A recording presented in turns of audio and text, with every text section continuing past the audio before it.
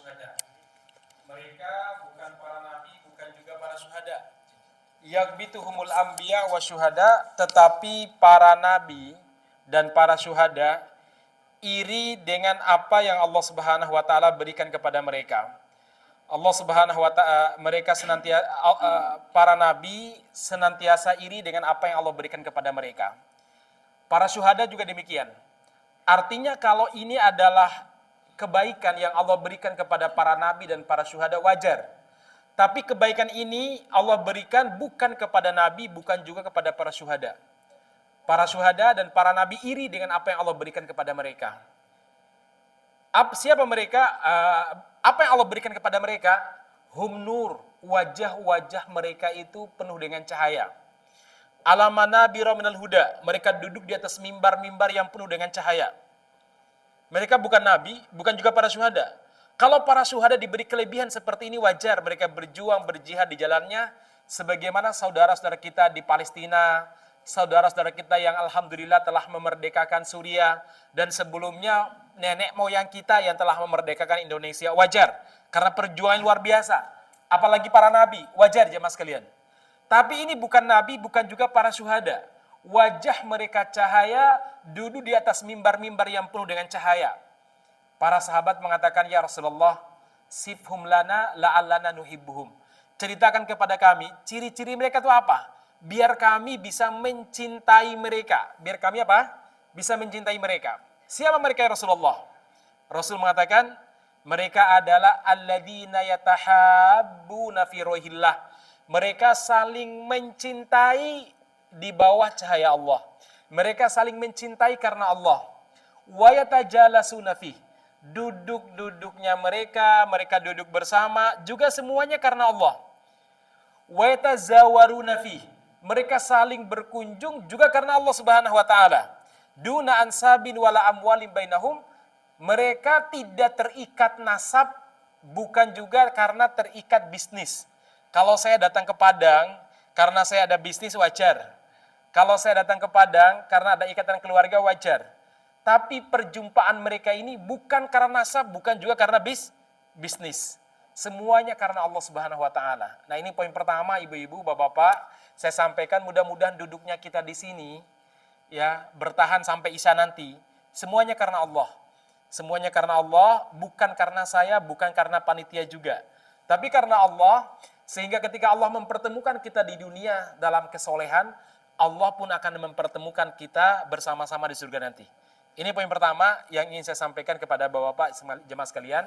Jadi saya bersyukur, sangat bergembira bisa silaturahim kepada bapak-bapak, ibu-ibu yang ada jauh di Sumatera Barat ini, sementara saya tinggal jauh di Solo sana. Baik jemaah sekalian, itu poin pertama. Poin yang kedua adalah apa? Kita berbicara terkait masalah lagi-lagi Palestina, lagi-lagi Syam. Saya yakin bapak-bapak, ibu-ibu sudah sering mendengarkan kalimat Syam, kalimat Palestina. Karena kantor Asa Charity dekat sini, tentu mungkin sudah sering ngobrol, diskusi, bahkan mungkin para masyayikh, bapak-bapak pernah mendengarkannya. Itu yang kedua saya akan bahas nanti. Yang ketiga, bagaimana kita ini terlibat menjadi generasi yang akan membebaskan Baitul Maqdis, belajar dari sejarahnya Salahuddin Al-Ayyubi. Baik, saya mulai sebagai penguat bagi saya pribadi dan jamaah sekalian, mulai dari sebuah pertanyaan yang penting kita kuatkan, yaitu kenapa selalu berbicara Palestina, selalu berbicara negeri Syam. Negeri Syam itu adalah negeri satu Suriah, Palestina, Yordania, kemudian Lebanon. Itu dulu namanya negeri Syam. Sebagian wilayah Mesir dan sebagian wilayah Turki seperti daerah Antokia itu dulu masuknya wilayah apa? Masuknya wilayah Syam.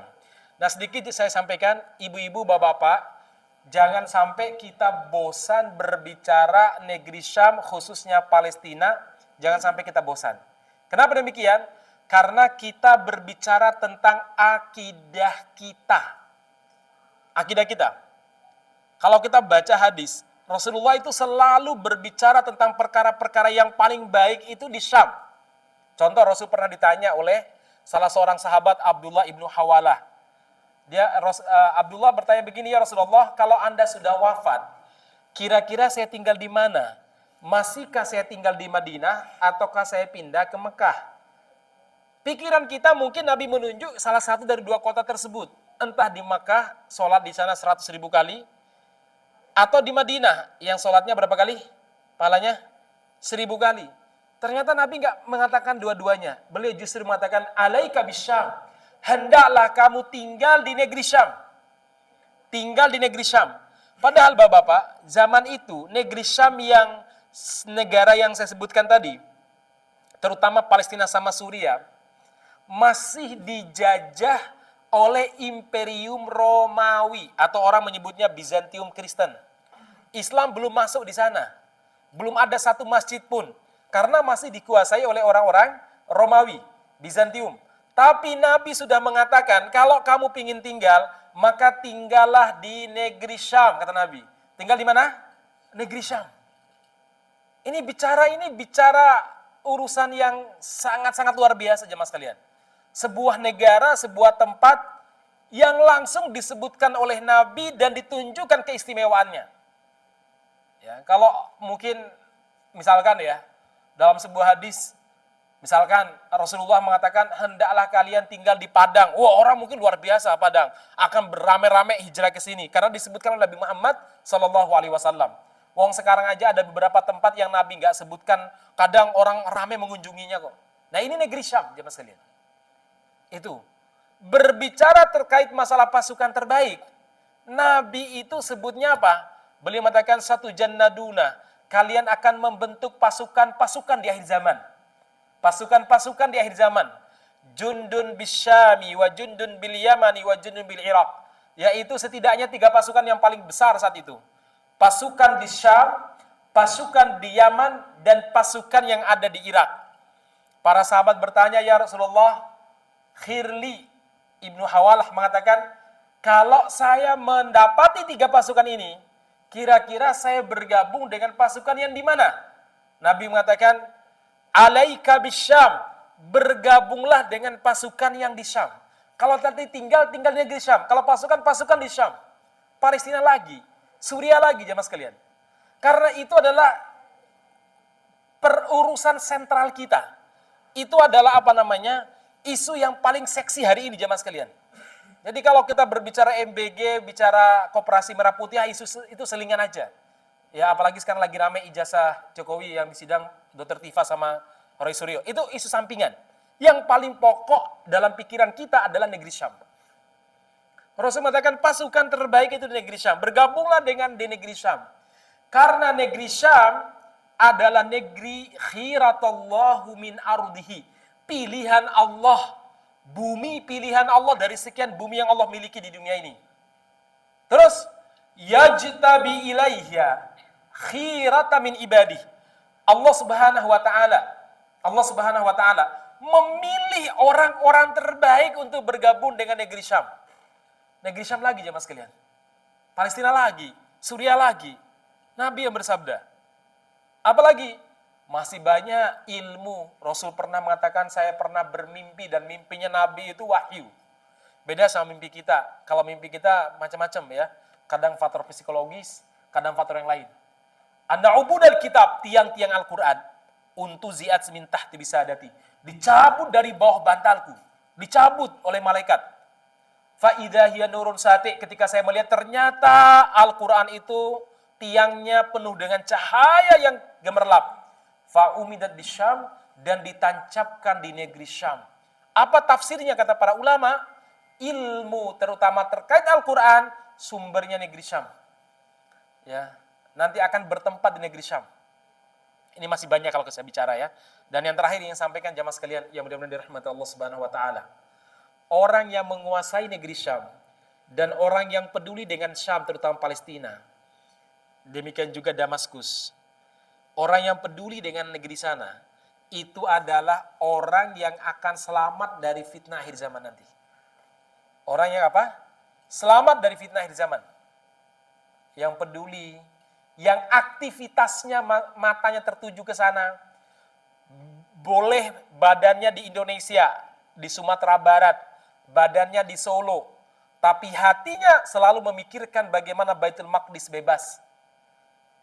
Pikirannya selalu berputar-putar tentang apa sumbangan sih atau sumbang sih yang bisa saya berikan untuk pembebasan Baitul Maqdis, Al-Aqsa yang merupakan kiblat pertama kita hari ini masih dijajah.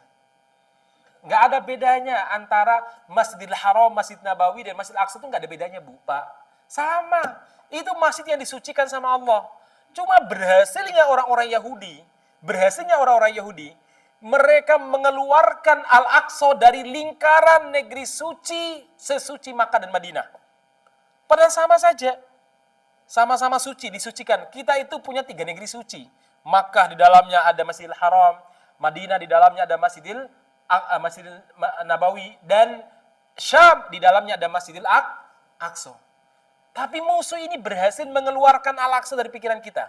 Jadi seakan-akan Al-Aqsa itu urusan internal orang-orang Palestina, bukan urusan kita. Ini penting ya Mas sekalian. Kalau kita masih memandang Al-Aqsa sebagai urusan mereka, bukan urusan kita, mohon maaf, kita nggak termasuk bagian daripada pasukan yang terbaik. Dan kita belum ada jaminan untuk diselamatkan dari fitnah di zaman. Rasul pernah bersabda, ala innal imana idza waqa'atil fitnatu bisyam. Sesungguhnya iman ketika terjadi berbagai macam fitnah, itu adanya di negeri Syam. Para ulama mengatakan apa? Kalau Anda ingin selamat dari berbagai macam fitnah di akhir zaman, maka Anda harus tinggal di sana. Kalau nggak tinggal di sana, Anda harus menjadi bagian daripada orang yang memperjuangkannya. Masya Allah. Lebih khusus lagi, Nabi bersabda dalam sebuah hadis yang sangat panjang, kita akan menghadapi 5 fase. Fase pertama, fase kenabian sudah berlalu. Fase kedua, fase kekhilafan sudah berlalu. Kemudian fase ketiga, fase kerajaan Islam sudah berlalu. Fase keempat, emirat, kerajaan-kerajaan kecil yang masih berhukum kepada syariat juga sudah berlalu. Dan fase kelima sekarang kita hadapi. Apa itu?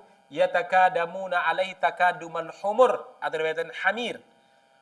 Yaitu musuh akan mengeroyok kalian seperti sekian ekor keledai kelaparan mengeroyok satu nampan makanan. Dan pada zaman itu Nabi tidak memerintahkan kita berdiam diri, walaupun enggak ada kerajaan Islam, tidak ada kekhilafan apalagi kenabian. Kita diperintahkan fa'alaikum bil jihad. Jihad kata Nabi. Bahasanya bukan bahasanya jihad. Dan apa? Bi amwalikum kata beliau, dengan harta kalian pertama kalinya. Yang kedua, wa anfusikum, kalau bisa datang ke sana angkat senjata. Ini enggak mungkin kalau kita laksanakan hari ini. Yang ketiga apa? Wa alsinatikum, dengan lisan. Dan alhamdulillah, saya komitmen dengan lisan, saya punya media dakwah juga, khusus membahas masalah Syam. Ya. Jihad lisan jemaah sekalian. Terus Rasul bersabda, pada fase kelima ini ibu-ibu, pada fase kelima ini, jihad yang terbaik itu ribat kata Nabi. Apa ribat itu? Menjaga negeri muslim jangan sampai dijajah oleh orang kafir, namanya ribat. Dan Rasul menyebutkan tempat ribat yang paling baik. Sampai tempatnya disebutkan. Wa afdalu ribatikum asqalan. Dan sebaik-baiknya negeri ribat kalian pada fase kelima ini, fase kita sekarang, sebuah negara, sebuah daerah namanya Asqalan. Mana Asqalan? Asqalan adalah Gaza dan sekitarnya. Itulah namanya apa? Asqalan. Dan hari ini terjadi jemaah sekalian, mau direbut. Padahal zaman dulu ketika Nabi bersabda ini, menjelaskan 5 fase ini jemaah sekalian, itu Asqalan, Palestina, Asqalan itu Palestina Gaza, itu belum ada umat Islam sama sekali, belum ada. Masih dikuasai Romawi. Dan ternyata apa? Menunjukkan bahwa itu akan menjadi negeri muslim. Dan alhamdulillah jadi negeri muslim pada era Umar bin Khattab radhiyallahu an. Kemudian apa lagi? Nabi menyebutkan berarti nanti akan direbut lagi, berupaya direbut oleh orang-orang kafir. Dan Nabi mengatakan sebaik-baiknya jihad kalian ribat, dan ribat terbaik di sana. Saya kadang berpikir, loh, jadi seakan-akan Nabi itu bersabda pada era kita. Ini hadis paling aplikatif pada zaman kita. Pada zaman sahabat nggak aplikatif, wong dulu belum dikuasai. Pada zaman Umar nggak aplikatif. Kenapa? Wong dulu juga baru dibebaskan, musuh baru kalah. Aplikasi daripada hadis ini adalah hari ini jemaah sekalian. Hari ini Rasul akan mengatakan, wahai umat Islam yang hidup era 80 sampai 2000-an, Al-Aqsa dijajah, Asqalan Gaza itu dijajah. ribatlah seakan-akan begitu. Nabi bersabda. Nah ini poin kedua jamaah sekalian. Poin kedua yang perlu kita sampaikan. Why? Why? Kenapa? Ayo kita libatkan diri kita. Insya Allah barokah jemaah sekalian. Dan saya merasakan betul keberkahan ketika terlibat aktif dalam memperjuangkan kemerdekaan Palestina. Alhamdulillah saya dapatkan banyak sekali faedah-faedahnya. Di antaranya salah satunya saya bisa ketemu bapak-bapak. Kalau saya mungkin gak konsen di bidang Palestina, mungkin Ustaz Abu Sholih tidak akan mengundang saya ngapain gitu nih. Bisa jumpa dengan orang-orang di Padang. Ini adalah bagian daripada apa? Bagian daripada barokah. Saya kemarin berangkat ke Istanbul, ketemu dengan teman-teman dari Hamas, ketemu dari teman-teman yang ada di berbagai penjuru dunia, dari Amerika, Kanada, sampai Inggris sana bergabung, kita sama-sama duduk berbicara bagaimana solusi untuk menyadarkan masyarakat Islam tentang kedudukan Palestina. Karena hari ini hilang, Bu, Pak. Betul. Kita tahunya itu yang paling suci adalah Makkah Madinah. Kita merasa tersakiti kalau ada hal-hal yang menyakiti Makkah dan Madinah.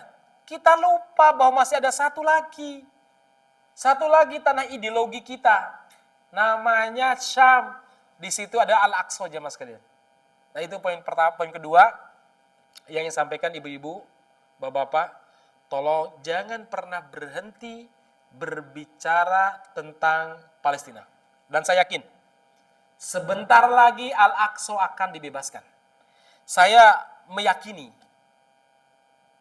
kemenangan kaum muslimin yang ada di Suriah, yang kemarin teman-teman asa ke sana. Saya pernah ke sana sebelum merdeka, masih perjuangan. Kemenangan kaum muslimin, ya, kemenangan kaum muslimin yang ada di sana jamaah sekalian, itu sama dengan kemenangan Salahuddin Al-Ayyubi ketika beliau itu berupaya memerdekakan Palestina. Awalnya apa? Beliau menang dulu dalam perang Hittin. Perang Hittin ini menjadi pembuka untuk membebaskan Baitul Maqdis. Hari ini alhamdulillah saudara-saudara kita telah berhasil membebaskan Syam, khususnya Suriah, Damaskus. Dan dulu jemaah sekalian, Salahuddin itu memulai penaklukan dari Damaskus. Beliau kemudian menaklukkan benteng Aleppo, dan sekarang Aleppo, Damaskus itu sudah dimerdekakan. Sekarang di tangan kaum muslimin. Sebelumnya di tangan orang-orang Syiah. Ya, sekarang di tangan kaum muslimin. Itu mirip yang dilakukan oleh Salahuddin pada zaman dulu. Jadi sebelum beliau itu langsung mengusir orang-orang salib di Palestina, beliau terlebih dahulu menguasai wilayah-wilayah pinggiran dulu. Supaya apa? Supaya mengapit dan mengunci pergerakan orang salib pada zaman dulu. Damaskus beliau kuasai, kemudian Aleppo beliau kuasai, ya, dan satu lagi sebenarnya, dan mudah-mudahan segera ini. Sebelum masuk ke sana beliau kuasai dulu Mesir. Karena kalau Mesir sama Suriah dikuasai, maka orang-orang yang ada di Israel tidak akan bisa berbuat banyak jemaah sekalian. Ini tinggal satu lagi nih. Mudah-mudahan segera menang ini. Maksudnya Mesir betul-betul dipegang oleh orang-orang baik, sebagaimana dulu dipegang oleh Allahyarham Muhammad Mursi, presiden yang digulingkan itu. Karena beliau itu masya Allah, presiden yang luar biasa, soleh, hafid Quran. Dan pada zaman beliaulah rudal-rudal pada zaman miliknya Muammar Gaddafi dari Libya, rudal-rudal pada zaman Saddam Hussein yang disembunyikan itu masuk ke dalam Gaza itu. Beliau memfasilitasinya. Makanya Israel tidak membiarkan. Akhirnya beliau Ya digulingkan belum sampai 2 tahun. Ya. Belum sampai 2 tahun. Padahal kalau dikuasai Masya Allah. Cuma dulu kan ketika Mesir itu dikuasai kaum muslimin, sayangnya Suriah masih dikuasai Syiah. Nah sekarang kebalik. Suriah udah dikuasai oleh kaum muslimin, ya Mesir masih dikuasai oleh orang-orang sekuler yang pro Israel. Tapi sebentar lagi saya yakin, ini rakyat masih sudah muak dengan pemerintahan As-Sisi ini. Sebentar lagi insya Allah. Nah maksud saya, ayo bapak-bapak, ibu-ibu, jangan ketinggalan menjadi bagian daripada pasukan Syam tadi. Ustadz, pasukan Syam itu apa harus ke sana? Enggak perlu. Kalau kita belum punya kemampuan dan belum punya syarat, memenuhi syarat belum. Nah, gimana cara bergabung dengan mereka? Memperbanyak jumlah mereka, membantu mereka. Rasul pernah bersabda, "Man katsura sawada qaumin fahuwa minhum." Siapa yang memperbanyak jumlah suatu kaum, maka bagian daripada kaum tersebut. Kalau kita memperbanyak jumlah pejuang Palestina, maka kita termasuk pejuang yang disebut oleh Nabi, sesungguhnya bergabunglah dengan negeri Syam, bukan Irak, bukan Yaman. Karena sebaik-baiknya pasukan-pasukan yang ada di Syam, sebaik-baiknya negeri-negeri Syam, dan Allah memilihkan orang-orang terbaik untuk bergabung dengan negeri Syam. Kita memang hari ini belum bisa, jamaah sekalian, belum bisa secara fisik, tapi kita bisa bergabung secara apa? Jumlah, memperbanyak jumlah mereka, membantu mereka. Insya Allah, kalau kita punya cita-cita yang sama dengan mereka, kita akan dipertemukan dengan mereka. Kalau nggak di dunia, di akhirat nanti. Karena orang itu akan dipertemukan dengan yang seide dan sepemikiran. Kata Rasul, al-arwahu junudun mujannada. Ruh kita ini seperti satu pasukan yang berbaris, ya, yang berbaris. Kalau saling mengenal nanti gabung. Kalau nggak kenal nanti beda seragam akan keluar. Kalau kita punya pikiran membebaskan Baitul Maqdis, kita akan dipertemukan dengan orang-orang yang serius nanti. Dan itu saya dapatkan, Masya Allah, luar biasa. Itu rahmat dan barokah. Nih, teman-teman yang lahir di Padang, lahir di di Sumatera, bisa berangkat ke sana, ke negeri-negeri tadi, negeri Suria, Palestina, itu termasuk barokah. Kenapa mereka bisa berangkat? Karena punya ide yang sama, disambut oleh orang yang punya ide yang sama di sana nanti. Kalau enggak kita nanti, siapa? Anak-anak kita yang berangkat yang akan membebaskannya. Itu poin yang kedua, jamaah sekalian. Poin yang ketiga. Ayo ibu-ibu, enggak sama antara orang yang infak setelah merdeka dan orang infak yang belum merdeka itu enggak sama. Allah sendiri membedakan antara kaum muslimin yang dulu berinfak, berjuang sebelum penaklukan kota Makkah, dengan kaum muslimin yang berinfak dan berjuang setelah penaklukan kota Makkah. La yastawi, kata Allah Subhanahu wa taala, enggak sama. Man anfaqa min qablil fathi wa qatala, orang yang berinfak sebelum terjadi penaklukan kota Makkah dan berperang, dengan orang yang berinfak dan berperang setelah penaklukan kota Makkah. Pahalanya beda. Nah, ini mumpung Baitul Maqdis ini belum merdeka, ayo kita harus ambil bagian, ibu-ibu. Biar kita punya cerita kepada anak-anak nanti. Biar keberkahan Baitul Maqdis sampai kepada cucu-cucu kita nanti. Sampai ke kuburan-kuburan kedua orang tua kita. Ya, kalau kita berbuat untuk kebaikan Palestina, kebaikan Syam, ya, kebaikan Al-Aqsa, nanti cahaya kebaikan itu akan sampai ke kuburan, menerangi kuburan orang tua kita, saudara-saudara kita. Yakin jamaah sekalian? Ini Rasul yang bukan Rasul. Allah berfirman. Allah mengatakan barokna fiha lil alamin. Kami berkahi negeri Syam, negeri Al-Aqsa, negeri Baitul Maqdis. Kami berkahi lil alamin. Keberkahannya untuk alam semesta. Bukan hanya orang yang tinggal di Palestina, bukan hanya orang yang tinggal di Syam, Suria, enggak. Untuk alam semesta. Dan itulah yang kita dapatkan keberkahan-keberkahannya. Maka ini sebagai semangat bagi teman-teman tim ASA juga. Jadi bukan sekedar kita beramal di lembaga sosial sebagaimana umumnya, seperti mencarikan bantuan untuk anak yatim, membangun masjid di Padang, enggak. Kita sedang membangun peradaban. Ya, biar semangat juga teman-teman ini. Apalagi ibu-ibu juga demikian. Mereka yang sudah full timer ini ya. Ya, kita sedang membangun peradaban. Kita sedang menancapkan tonggak kemenangan Islam. Jemaah sekalian, kemenangan umat itu selalu dari Baitul Maqdis. Selalu dari Baitul Maqdis. Sejak era Mesopotamia, era Babilonia, sampai era Romawi Bizantium, sampai era kekhilafahan Rasyidin pada zaman Islam, bangsa tidak dianggap sebagai bangsa penakluk sebelum menguasai apa? The Levant, bahasa orang dulu, yaitu the Big Levant tuh namanya Syam. Ya. Itu. Jadi jangan melihat ibu-ibu datang ke sini dengarkan pengajian bapak-bapak, ini hanya pengajian biasa. Saya mengajak terus terang. Saya nggak jauh-jauh datang dari Solo, hanya sekedar menyampaikan tema biasa. Saya mengajak, ayo bangkit, ceritakan kepada orang. Ceritakan kepada orang. Saya kemarin barusan nelpon teman-teman Palestina juga. Mereka bilang, ayo ceritakan urusan ini. Ceritakan kepada mereka. Bahkan kemarin ada undangan datang ke Istanbul. Kita akan adakan lagi konferensi, saya bilang nantilah insya Allah ya. Baik, itu poin kedua. Poin yang ketiga, sekarang kita masuk kajian intinya. Ibu-ibu, bapak-bapak, saya tanya dulu.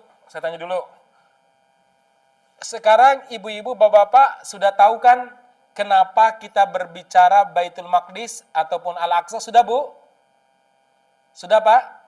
Kenapa kita terus berbicara? Sudah? Sudah, ibu-ibu? Saya belum dengar suara ibu-ibu ini. Sudah tahu belum? Kenapa kita berbicara Baitul Maqdis? Karena satu tadi ya, ini tempat suci, tempat yang berkah, tempat lahirnya pasukan terbaik umat Islam. Itu adalah kiblat pertama kita umat Islam, tempat Isra Mi'rajnya Nabi Muhammad, tempat turunnya Nabi Isa, dan tempat berdirinya kerajaan Imam Mahdi di akhir zaman, pemimpin kita. Dan itu juga menjadi tempat terbunuhnya Dajjal, yang setiap sholat kita mengatakan min syarri fitnatil masihid Dajjal, ya Allah kami berlindung kepadamu dari keburukan fitnah Dajjal. Jadi itulah jamaah sekalian. Nah yang terakhir karena hari ini memang saudara-saudara kita sedang tertimpa bencana kemanusiaan. Mereka dibunuh, dibantai, diusir. Tapi sekali lagi mereka tidak mau keluar karena mereka ingin melaksanakan wasiat Nabi tadi. Berjihadlah, pertahankanlah Baitul Maqdis, pertahankanlah Asqalan ataupun Gaza. Jadi itu alasannya. Bisa dipahami? Bisa dipahami ibu-ibu? Bisa? Oke. Kalau sudah tahu kenapa kita berbicara Palestina tadi, jadi bukan sekedar kayak kita kemarin ada yang gempa kemudian kita berikan bantuan, bukan itu saja. Ini adalah bicara tentang kemenangan umat Islam di akhir zaman. Ini bicara tentang bagaimana kita mempersiapkan pasukan terbaik, bagaimana kita mempersiapkan tempat turunnya Nabi Isa alaihissalam yang akan bersama Imam Mahdi memimpin umat Islam di akhir zaman. Itu poin pertama jamaah sekalian. Nah sekarang kita masuk pada kajian ilmiahnya.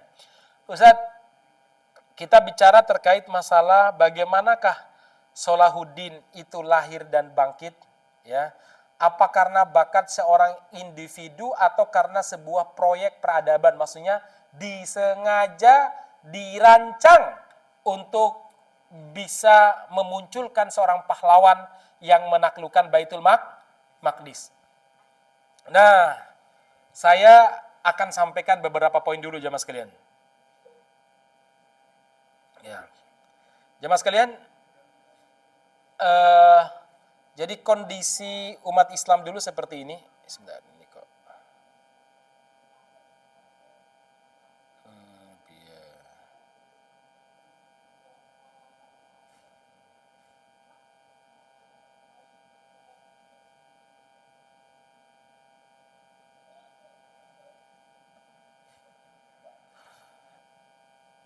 Ini kondisi kita dulu seperti ini ya.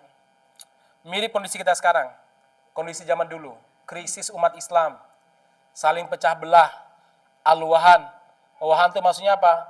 Lebih mencintai profesi, lebih mencintai pekerjaan daripada kecintaan kepada Islam. Itu namanya wahan. Apa? Tidak mau berjuang di jalan Allah karena khawatir resiko. Resikonya apa? Mungkin macam-macam lah risikonya ya. Nah ini ya dulu ya. Nah kemudian oleh para ulama, yang hijau-hijau itu gerakan para ulama dulu. Reformasi ulama, memperbaiki ulama. Jadi jangan sampai ulama itu minta dihormati tok, tapi ulama betul-betul berjuang. Ini perlu kita lakukan sekarang ya. Biar kiai, ustadz, gus, habib, itu bukan sekedar dihormati. Terus kebangkitan sebenarnya. Saya ingin lanjutkan sedikit ini. Nah ini. Jamaah sekalian, ini yang paling penting. Bagaimanakah Salahuddin itu bangkit? Ternyata ada 3 komponen utama ibu-ibu untuk membebaskan Palestina pada zaman dulu, pada zamannya para ulama. Satu, harus ada para reformer. Siapa itu? Orang-orang yang menggerakkan masyarakat. Siapa yang menggerakkan masyarakat? Itu 2. Satu, ulama, dan berikutnya pendidik. Pendidik siapa? Guru-guru di sekolah. Maka sebenarnya tema-tema seperti ini cocoknya itu dirosokkan di kampus ya. Mudah-mudahan ke depan saya di kampus ini. Ngajak diskusi, ngajak para dosen. Bagaimana mereka terlibat ngajarin mahasiswa supaya mereka jadi Salahuddin berikutnya. Bukan sekedar berpikir habis lulus kerja mana. Betul, itu harus dipikirkan. Tapi juga berpikir habis lulus apa yang saya berikan kepada Islam. Itu penting juga jemaah sekalian. Ya. Nih, ya, melakukan apa? Mereka tajdid pemikiran, memperbaharui pemikiran. Yang dulu orang kerja, belajar hanya fokus kerja, hanya fokus dapat uang oleh para ulama. Bukan itu. Itu adalah perantara. Yang paling pokok bagaimana kita memperjuangkan Islam. Itu terus yang dibicarakan oleh para ulama. Dan ulama ketika berbicara bukan untuk memuliakan dirinya, tapi agar masyarakat memuliakan Islam. Ini penyakit hari ini. Banyak kiai, banyak ustadz, itu ceramah dan dakwah. Supaya apa? Orang bergabung sama dia atau kagum sama dia. Bukan kagum kepada Islam. Bukan kagum kepada syariat. Ini bahaya kalau sudah seperti itu. Nah, yang terjadi pengkultusan dan pendewaan yang enggak benar. Baik jemaah sekalian, mudah-mudahan dirahmati Allah Subhanahu wa taala. Lanjut sedikit ya. Yang kedua, berikutnya apa? The pioneers, yaitu para eksekutor. Maksudnya yang melaksanakan program ini siapa? Itu para pemimpin, para umaro. Ustadz umaro hari ini siapa? Ya sebenarnya pemimpin politik seharusnya. Tapi saya belum bisa menaruh harapan kepada Pak Wowo dan Mas Gibran. Itu masih sibuk ngurus MBG dan Merah Putih. Saya belum bisa menaruh harapan. Nah, siapa umaro di sini? Seharusnya ini pimpinan-pimpinan ormas. Jadi NU bukan sekedar bicara tambang, tapi bicara bagaimana membebaskan Baitul Maqdis. Muhammadiyah juga udah bagus sih. Bukan sekedar bicara terkait pendidikan, tapi juga pendidikan yang berorientasi pada kemenangan umat Islam khususnya di Baitul Maqdis ya mas kalian. Siapa lagi? Pemimpin ya bupati dan sebagainya. Itu bicara ini sih. Sudah saatnya jemaah sekalian. Ya. Terus supporternya siapa? Supporternya adalah masyarakat, terutama zumalin, orang-orang yang punya harta saat itu menginfakkan hartanya, mewakafkan hartanya untuk dakwah karena menyiapkan generasi Salahuddin itu bukan sehari dua hari, Pak. 70 tahun. Perjalanan selama berapa? 70 tahun. Kalau di total sampai pembebasan Baitul Maqdis 90 tahun. Disiapkan oleh para ulama. Jadi perjalanan panjang. Boleh jadi saya dan bapak-bapak tidak melihat, walaupun kita berharap ya, tidak langsung melihat pembebasan Baitul Maqdis. Mungkin anak kita nanti. Walaupun kita berharap mudah-mudahan kita melihat juga. Nah ini jemaah sekalian perlu kita pikirkan ya. Saya bacakan. Kebangkitan adalah kerjasama berskala peradaban, skala dunia. Bukan bicara Padang saja. Tanpa ulama yang mendidik, jengki itu adalah orang tua ideologisnya, gurunya Salahuddin, tidak punya pasukan yang ikhlas. Tanpa wakif, yaitu orang-orang yang mendanai perjuangan saat itu. Masya Allah, saya nonton filmnya itu dibuatkan oleh salah seorang ahli sejarah. Itu berapa periode? Mungkin sekitar 50 episode itu. Ada, Turki sampai buat filmnya itu, 50 episode. Bagus filmnya. Bebas dari perbuatan, cabul dan sebagainya, bebas ya. Kalau mau nonton nanti saya kasih linknya tuh. Udah berbahasa Indonesia ya. Bagaimana itu Masya Allah, ibu-ibu di pasar itu infak sampai yang punya emas dikeluarkan emasnya, dimasukkan di kotak infak sehingga membiayai perjuangan membebaskan Baitul Maqdis. Bukan langsung perang, Ustaz, sekarang perang. Enggak sekedar perang. Masjid tadi didirikan di mana tadi? Di Suriah. Supaya apa? Di situ dididik generasi-generasi. Boleh jadi mereka itu lebih layak berperang, lebih layak jadi komandan daripada kita. Karena kita jauh. Kita support aja. Dirikan masjid. Nih teman-teman ke depan dirikan apa lagi, Ustaz? Ya. Jadi madrasah juga mungkin Ustaz ya. Di sana ya. Kita support dari sini. Support dari sini. Ya, saya kira demikian mungkin. Mohon maaf jemaah sekalian sudah adzan Isya ya. Ini panjang sebenarnya. Nah, ini sampai sini loh. Bagaimana kita itu bagaimana mencetak pemimpin terbaik itu seperti ini. Dari tazkiyatun nafas, kurikulum yang integratif sampai fase jihad politik dan sosial. Hasil akhirnya lahirlah generasi Salahuddin yang berhasil menaklukkan Baitul Maqdis. Ya, ini panjang ya. Panjang ya. Saya kembalikan waktunya kepada beliau.